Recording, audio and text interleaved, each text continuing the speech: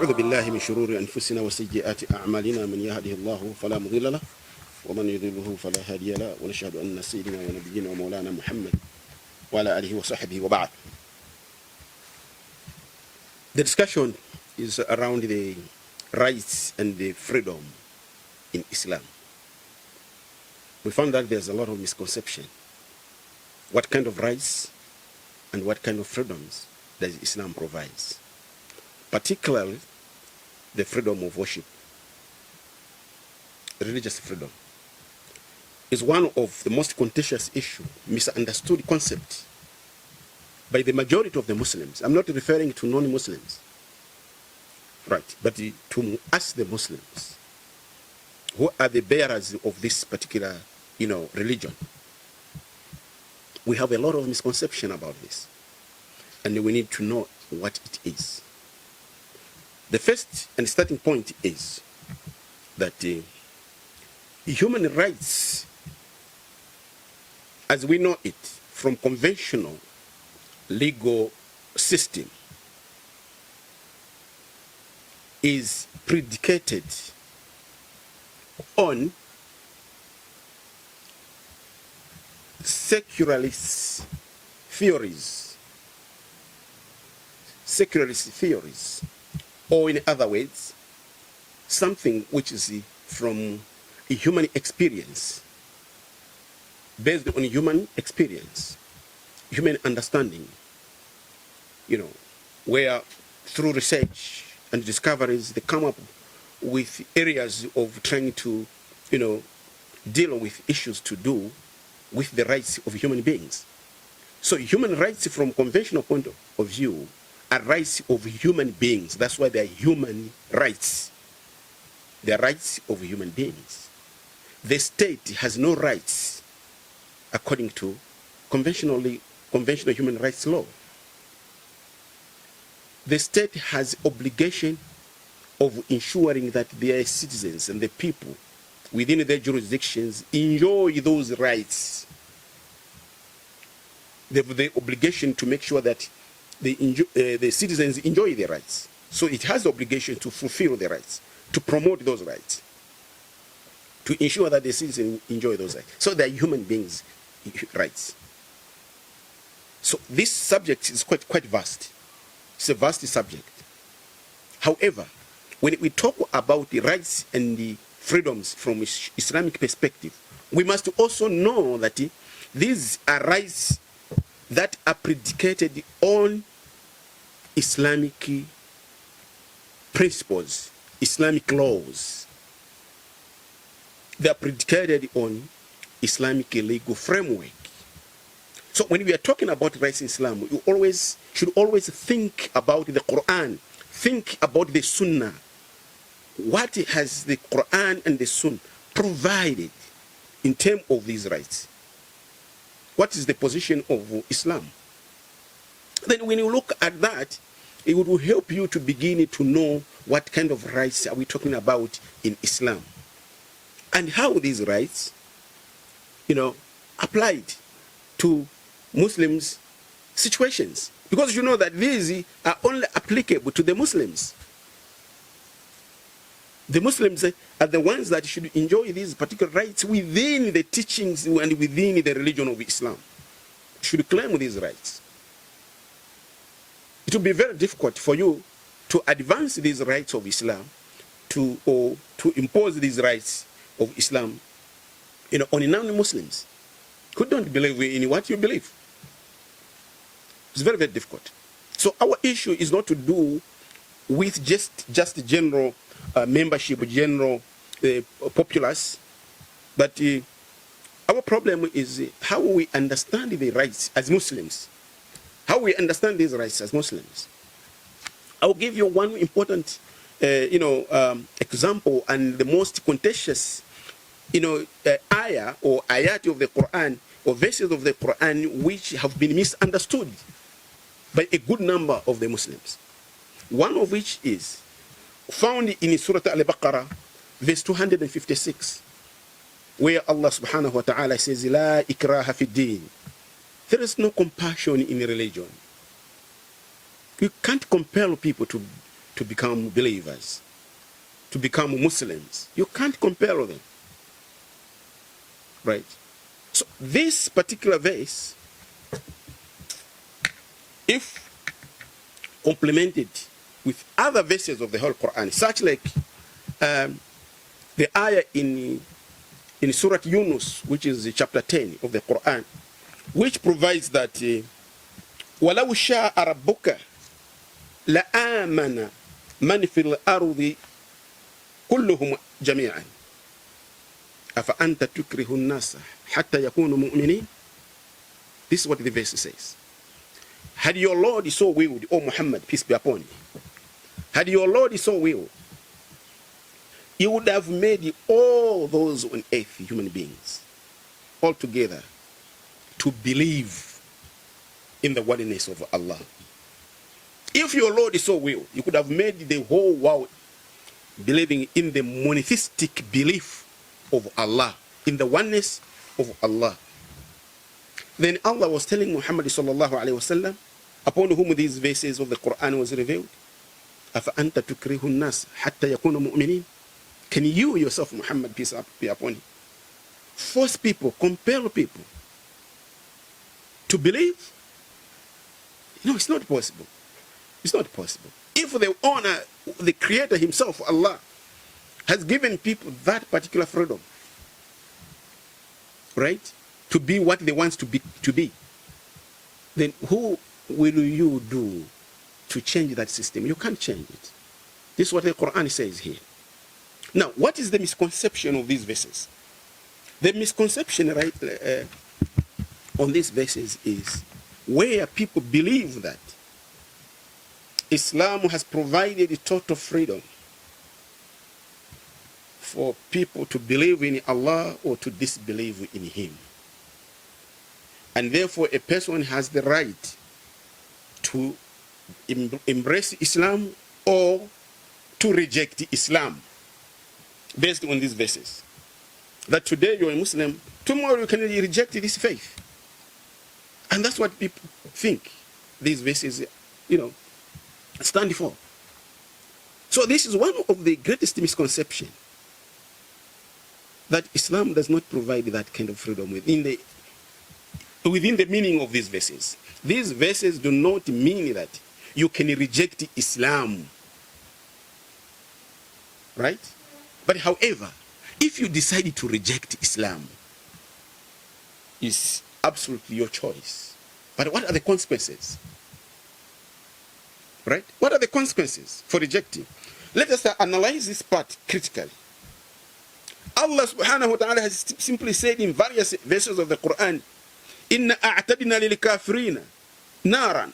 Allah has prepared fire Jahannam for those who reject Him. Right? Has prepared fire Jahannam. There are two destinations. There's Jannah, which is paradise, and hell, Jahannam, which Allah has prepared in front of each person of us. Right? It's either you'll go to Jannah or you'll go to Jahannam. You go to paradise or you go to hell. Right? Let us first of all think about hell. Is it a good place for one to live? Isn't it a punishment to take you to Jahannam, to take you to fire? Isn't it a punishment of God? Will you say it's a favor that God has given you to take you to hellfire? Will you claim to say that this is a good thing to you? Not at all. Not at all. So now think about the freedom He has given you. What is the nature of this freedom?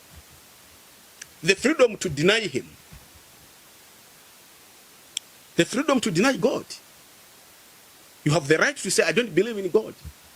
Because the Quran has provided that freedom. But has this provision provided full protection for you? Does it provide protection? Are you sure you are safe if you reject God the Almighty under this freedom? So what kind of freedom is this that when you exercise it, you create problems for yourself? When you exercise that particular right, you end up being punished at the end of the day. Will you call that is a freedom? So here is where many people don't understand that the Quran has not provided freedom to reject Allah.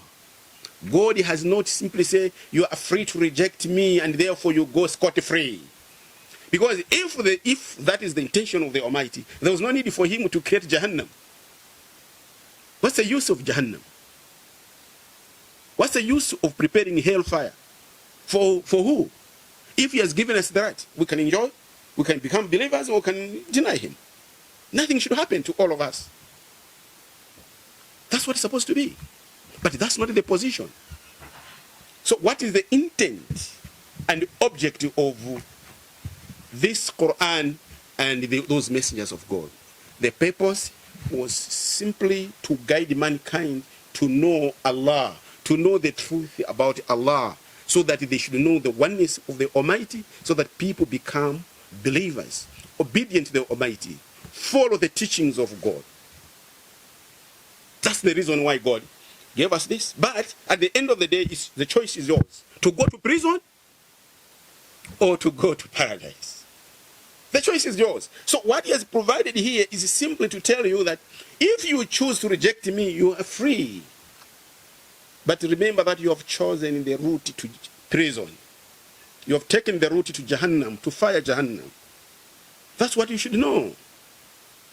So it's not just that God is pleased with you when you have taken that route, when you have rejected him. You remember what Allah said to mankind, ثُمَّ هَدَيْنَاهُ سَبِيلًا. Then when a man was created, God guided him to the straight path. He showed him the right way. ثُمَّ هَدَيْنَاهُ سَبِيلًا إِمَّا شَاكِرًا وَإِمَّا كَفُورًا. Either you will appreciate and stick to the commands and teachings of Allah, or he rejects it. But remember, when you have rejected this, there you have taken a wrong route. This has bad consequences, which will be meted on you for rejecting Allah the Almighty. So these verses have been taken literally by people to say Islam has provided total freedom for one to enjoy. This is in the interpretation of the secularists. Those who believe that it is the total freedom to reject God, to become Muslim or not to become Muslim, no compassion in religion. Of course, no compassion. No one can force you to become a believer. Because if they force you, what kind of faith are you going to exercise, to practice? Because you're not going to be loyal to the Almighty. You're not going to be obedient to Allah, the Creator. Because you've been forced, you've been compelled. You don't enjoy that. It's not part of what you believe in. So no one should force you to become a believer. No one should force you to become a Muslim. This ayah is giving you that freedom. Don't become a Muslim if you don't want. If it is against your interest and will, don't become a Muslim. But remember, your rejection of God the Almighty will cost you a lot. Will cost you a lot. The moment you die, my brother and sister, you should know that where you're going, you have a lot of issues. You have a lot of cases to answer before the Almighty God. Questions such like, did you have any creator other than me? Ah, no, you're the only one. But why did you reject me? So you have all these issues. That would be very, very difficult for you to respond or to answer. So the consequences are bad. So when we read these verses from Sharia perspective, this is what we know about these freedoms. But when you read them from conventional point of view, this is a total freedom. A total freedom simply means no one should condemn you for exercising your right and freedom. No one should condemn you. No one should abuse you. No one should talk anything wrong about why you don't believe, why you are the atheist, why you don't believe that there's God, what and what. No matter a science people may give you, you have the right not to do that. That's your religious freedom. That's your human rights and total freedom. And no one will touch you. No one. That's it. This is because they believe that there is no God. That's why it is based on a secularist interpretation. Because they believe that there's no God. We only enjoy here. There is only this life. That's what they believe. So you can't tell us, no, there'll be hellfire, there'll be this, all those are nonsense. They don't believe in hellfire. They don't believe in paradise. They don't believe in those things. These just exist in your mind, imagination and illusion that you have in the name of religious beliefs. That's what they believe. So leave us alone to enjoy in this world. Whether I want to go out naked, it's my right. Whether I want to do this, is my right. This is my freedom. So never you try even to condemn them. Leave them, because they're enjoying their rights. That's what it means. So if you bring those scholars of Islam who don't understand the knowledge of Islam from its basis, all what they take is because they are able to read it from the English Quran or from any other textbooks, or they've been made to believe from human rights point of view that they can interpret the texts from the Quran, they end up misleading the people. So we must tell the people the truth, to say, yes, you have the freedom not to believe in God. But should you decide not to believe in God, you should know that there are consequences on it. You are going to face him on the day of judgment. On this earth, no one is going to harm you. You are enjoying your rights. You have rejected. But Allah has prepared a place for those who reject him. For those who reject him.